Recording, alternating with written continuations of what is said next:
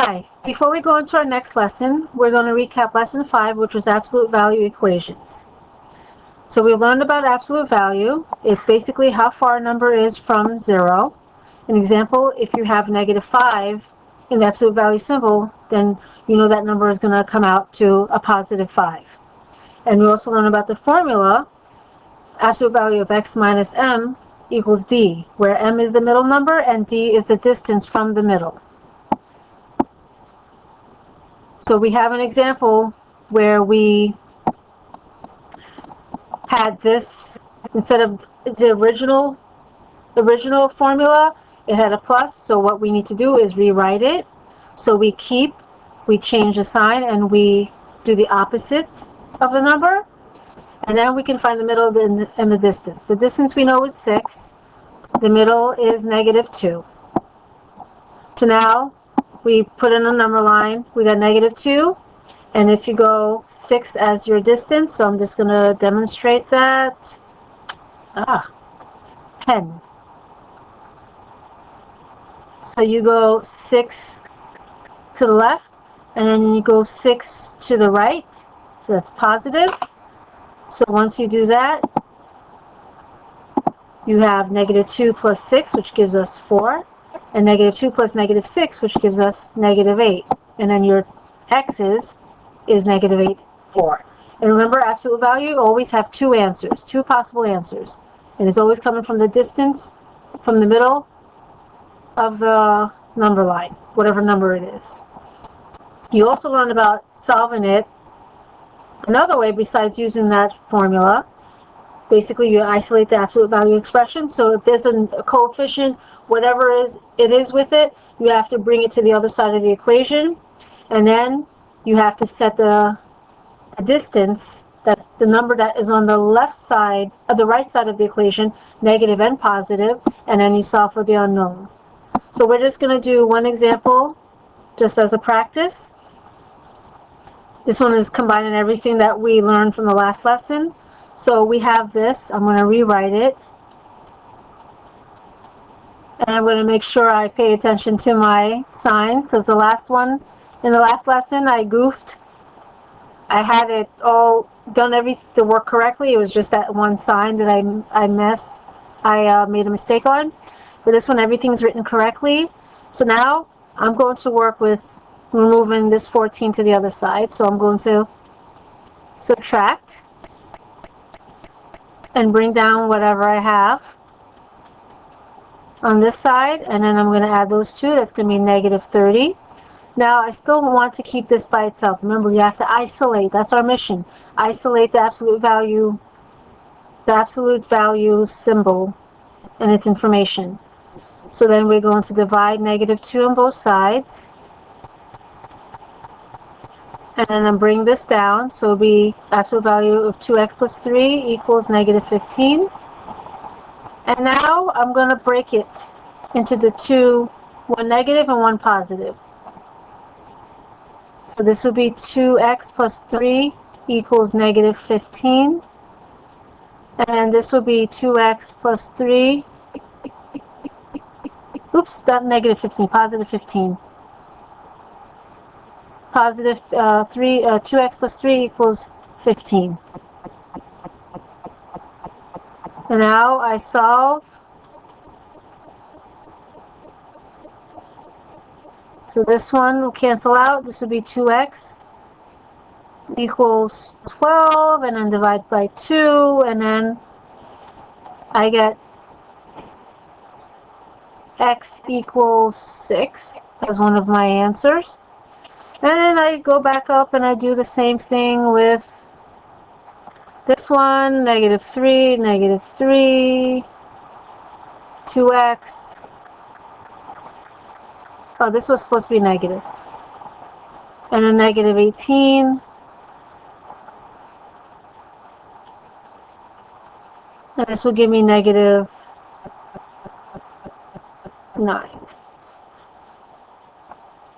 So if I go back up, go back up here, and those are my two answers written in that form, -9 and 6. So be careful with signs and when you have to rewrite stuff, and when you have to split it in order to solve for it.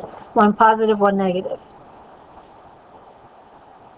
Alright, so that's practice for that.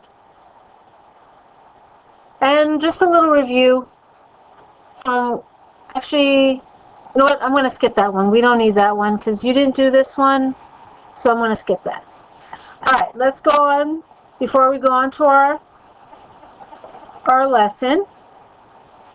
The question is, have you ever been to shops and seen signs like this? Most of you, we go to the mall, we go to any stores, grocery stores, little small stores, and usually see signs where they have sales for 25% off, 10% off, half off, whatever it is. Even online, when you're shopping, they have discounts. So all of these numbers represent something. So what do these numbers and symbols mean? Well, it represents discount. So you're getting a deal, but what does it mean if you're getting 10 or 25 or 50% off? Yeah, you may say, oh, you're getting 10% off again. Oh yeah, that's a general obvious answer, but each of those percentage gives something off the regular price. So what you get for 10% off will be less than what you get for 50% off. So for this one, you might have noticed something interesting about this symbol. This symbol is called the percentage sign or percent. So that tells you something that's going to be taken off or added on.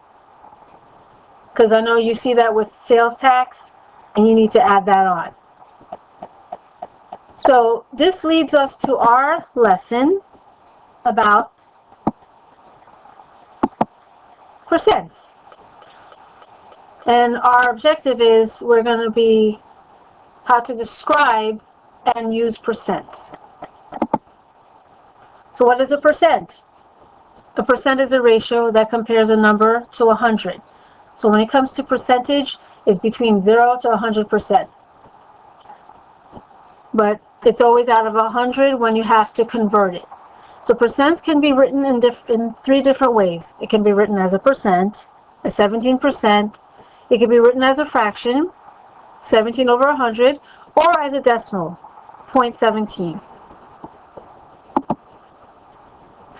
So now we're going to learn how to convert certain like percents of fraction, percent of decimals, and vice versa. So to convert a percent to a fraction, you remove the percent symbol. Then you put the percent symbol in the numerator of the fraction, and then the denominator will be 100. Once you do that, you simplify the fraction. So we have 18%. It'll be 18 over 100. You can reduce that. It'll be 9 over 50. In order to do that on the calculator, there's a thing that you can do. You could write the number 18, do 18 over 100, so 18 divided by 100 on your calculator. Then you press math, which is underneath the green button. The first thing you see, which is number 1, would be frac, that means fraction. You press enter, and then you press enter again. And notice how it shows you 9 over 50. So anytime you need to reduce a fraction, you write the fraction on the calculator, you go to math, you press enter again, and then you'll see the reduced fraction. So for the next one, 7, drop the percent, it'll be 7 over 100.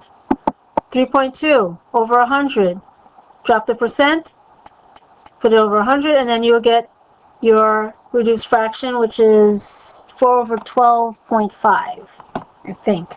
So I'm going to write 3.2 over 100, same thing, math, enter, and it's 1 over 4 over 125, not 12.5.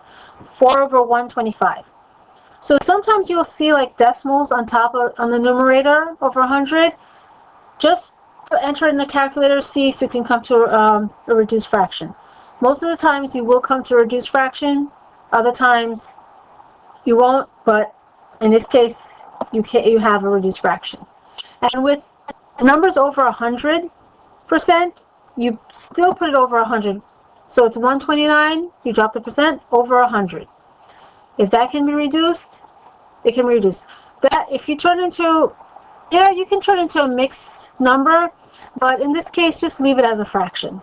And if you can reduce that fraction, go ahead. You can reduce that. All right, so that was doing from a percent to a fraction. Now we're going to do the other way.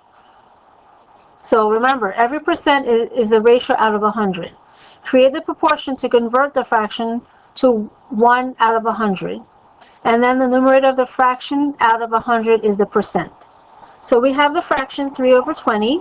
We do the proportion. 3 over 20 equals x out of 100. So we're looking for what percent out of 100 that is equivalent to 3 over 20.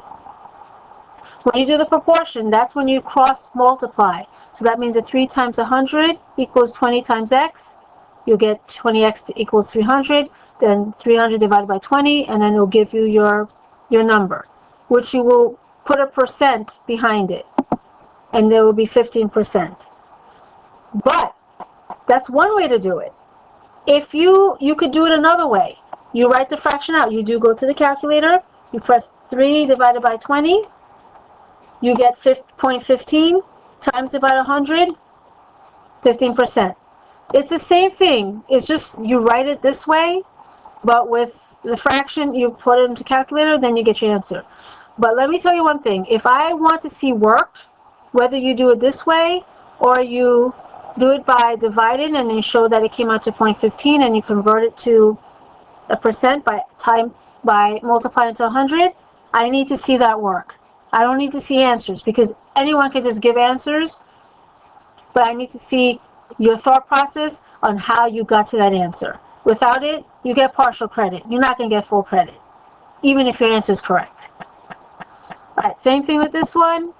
Set it up as a proportion, and when you cross multiply and get your answer, you get 80%.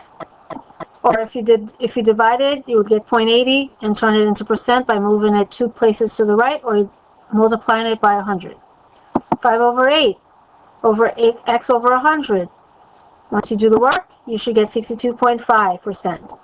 And then when you have a mixed number, turn it into a improper fraction first, and then set up the proportion.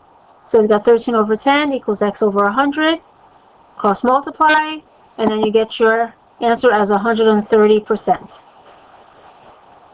And if you did 13 divided by 10 on the calculator, it'll give you 1.30, times it by 100, and you should get same thing, 130%. Don't forget the percent. If they're asking you for percent, you should have the percent symbol. Without it, it's just a number. So be careful for what they ask you for. Next one, how do you convert a percent to a decimal? Move the percent symbol, take it out, and then move the decimal places, 2 places to the left.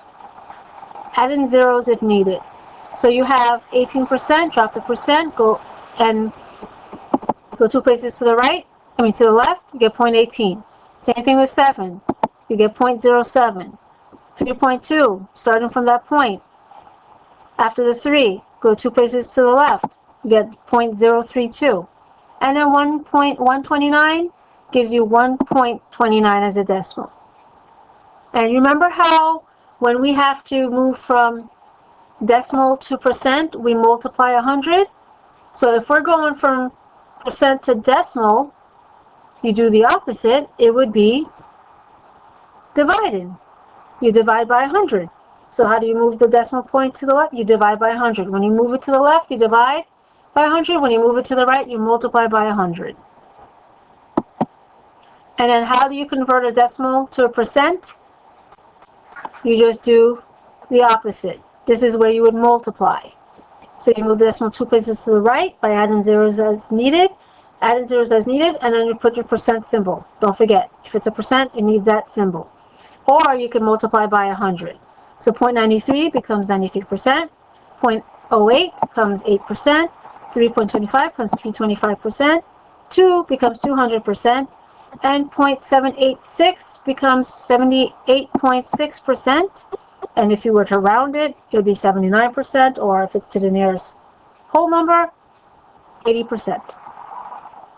But in this case, this is 78.6. All right, so now we're going to do a few examples based on percents. So the first one says write 0.671 as a percent and a fraction. So we're doing two things. So for this one, let me get my pen. I'm going to write 0.671. So as a percent, I'm moving it to the right. So it would be 76.1%. And as a fraction, 76.1 over 100. And I'm going to go to my calculator and see if I can reduce this. Oops. 0.1 for 100, then press math. Enter, enter. Nope. It gives me 671 over 1,000. I don't want that. I just want it left over 100. So I'm going to put the word P, and then this is F. Alright, so there you go. Next one, percent and the decimal. So I'm going to write 3 over 8 as a percent, and I'm going to write it as a decimal. So as a decimal, I'm going to do 3 divided by 8. That gives me 0.375. And as a decimal, you can do that. And then percent, you just move two places to the right. So it would be 37.5%. And remember, you can also do the cross multiplying to find the percent. So if you were to do that, again, you would have 3 over 8 equals the x over 100. You cross multiply.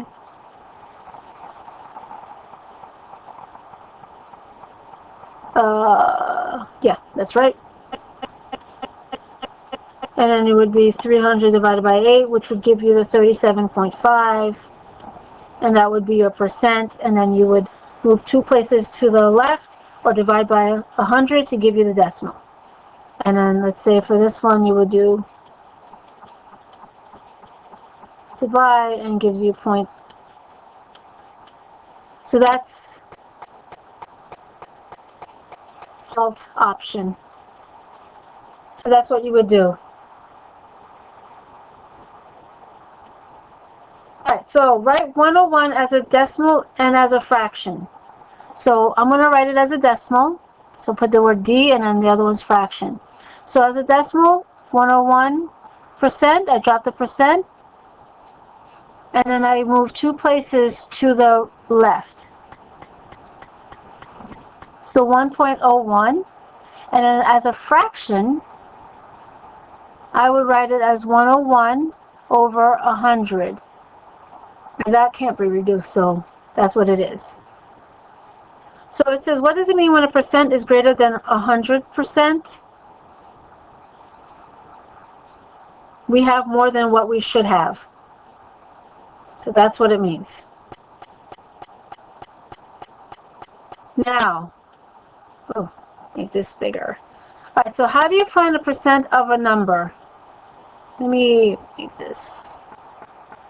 Yeah, so how do you find a percent of a number? So you're going to come across problems that says find 15% of 120. So it's like if you go to the store, they say that, oh, this outfit is 25% off the regular price. So let's say the price was 69.38 cents. Well, let's go something better. For an outfit, let's say $72. So they say that's 25% off of 72. You need to know how to figure this out. For this one, oh, there it is. So it says this means that the number is out of another, or part out of a whole. So you have part over a whole. So they say what is the part and what is the whole of a percent? In this problem, the part is 15. The whole is 120. So what that means is 120 the part of the whole. You already know that's the whole. And what words let you know that is a whole? It would be of. So for whole, it's of. So notice how that of in front of that number, that tells you that that's a whole. And then what can you conclude about this finding? That part over whole is equal to is over of. So when you see a problem like, what? Find 15% of 120, then you can figure out, okay, whatever number is next to is going to be a part. Whatever number is next to of is going to be a whole. That's keywords that you can find in problems like that, so you know how to set it up. Alright, let's do some examples of this. And I'm going to show you another way, an alternative way of doing this. This one is going to be option 1, and this is going to be option 2. Option 1. You see the is over of. So then it says 8 is what percent of 20? So we're looking for the percent. So then that's going to be our x. So is over of, that's part over whole. So then that would be 8 over 20 equals, we're looking for the percent, so it's x over 100. So we cross multiply, divide by 20. X's cancel out, so we're going to get 40. So x equals 40, and then we need to turn it into a percent, so that's going to be 40% as our answer. That's if you use the proportion is the part over whole. Now, another way to do this. You have this, it says 8 is what percent of 20? So what I'm going to do, actually, let me select this.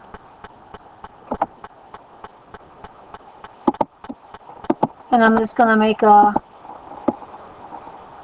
So what you can do with this one is translate it. So 8, you know, is equal, what percent? Do you know that percent? No. So we're going to just leave it as a variable. Of, we know of is multiplying 20. So if you were to write it as an algebraic expression, it would be 8 equals 20x. And then when you divide, you solve. So you're going to have 8 divided by 20. That gives us 0.4. And then to turn it to a percent, you will multiply it by 100 or move it 2 places to the right, and you will get 40%. So there's 2 ways of doing this. You can do it with the part over whole, or you can translate it and then turn it to an algebraic expression and then solve it. Both gives you the same answer. Both are correct. Whichever way you do it, as long as it's accurate and correct, you'll be fine. I'll accept either one or the other one. So you got 2 ways of doing it. Alright, so let's continue. I'm going to do it in terms of translating it. So 18 is, that's the part of 40% of what number? We don't know what the number is, that's a whole. But I'm going to do 18 equals 0.40. So when you're doing the percent, make sure you turn it to a decimal, because you're trying to use it in an equation to solve. What number? We don't know what number that is, but we know it's multiplied to the percent. So we're going to divide, and then we're going to get our number. So 18 divided by 0.40 is 45. So that is our number.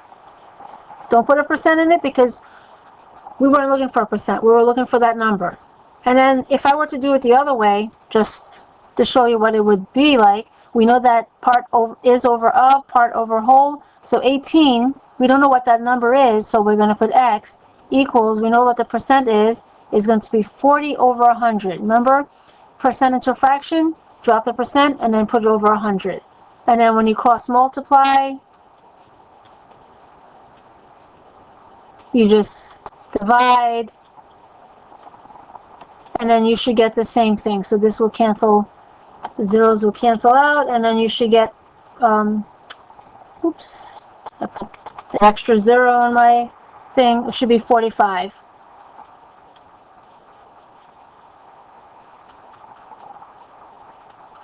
So again, same different steps, but leads you to the same answer. Alright, this one I'm just going to do what is 20%? What? I don't know what that is. 20%. So 20 point x equal of, oops, let me do that again.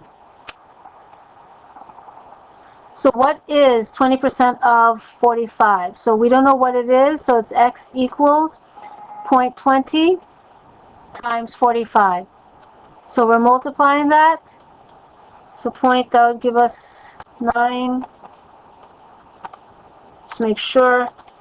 Yep, 9. That's our number. So what is 25% of 52? So we don't know what is. So we got x equals 0.25 of is multiplying 52.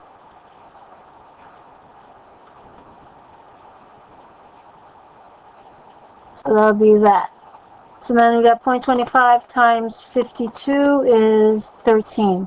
So x equals 13. And if you did it the other way, so we don't know what it is, so it would be x over of, which is 52. And then we know the percent is 25 over 100. And then you cross multiply. So 100x times 25 times 52, 1300, and then you divide by 100. These two zeros cancel out, it gives you 13.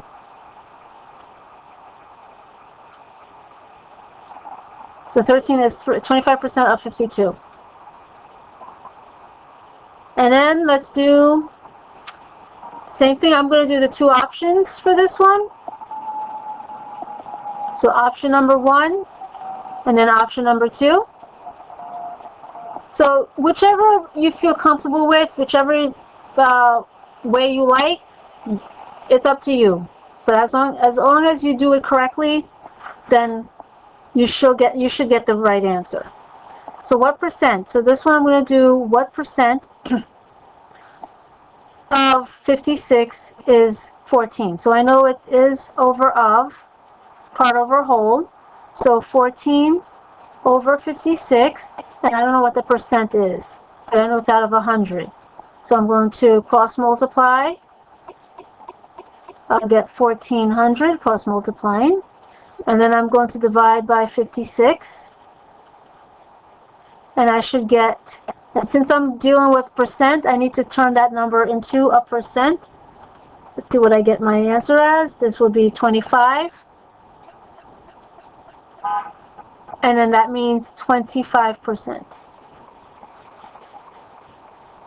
So you got to think about it. If you find your x, that percent, that number, just put a percent, because it's already out of 100.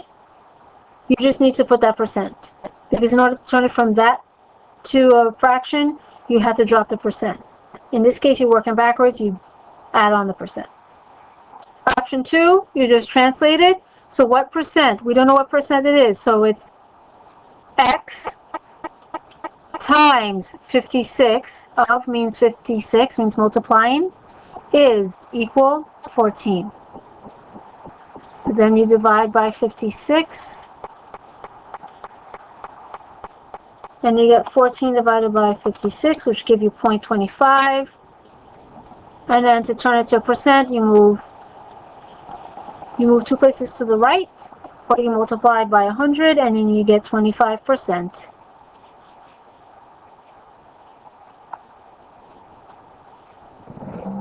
Okay.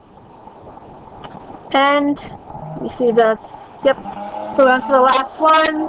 I'm going to choose the option where I translate it to an algebraic expression. So I know 18 is equal percent. I'm going to turn that to a decimal, because I'm going to have to use it to solve. of, that's multiplying what number? I don't know, so I just say n. So 18 equals 0.75 times n. And I just divide 0.75 on both sides. And I get my n as 24 as my number.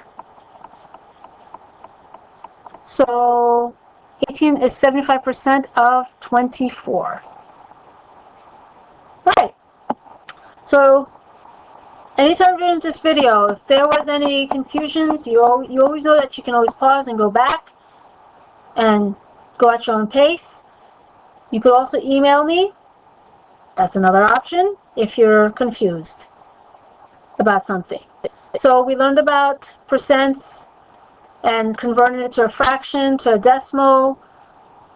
So as a wrap-up, percents, if you have a percent, in order to turn it into a fraction, you drop the percent and you put it over 100.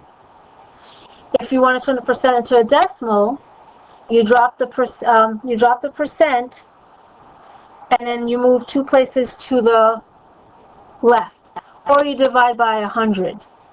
If you have a decimal, you turn it to a percent, you multiply by 100, or you move it 2 places to the right.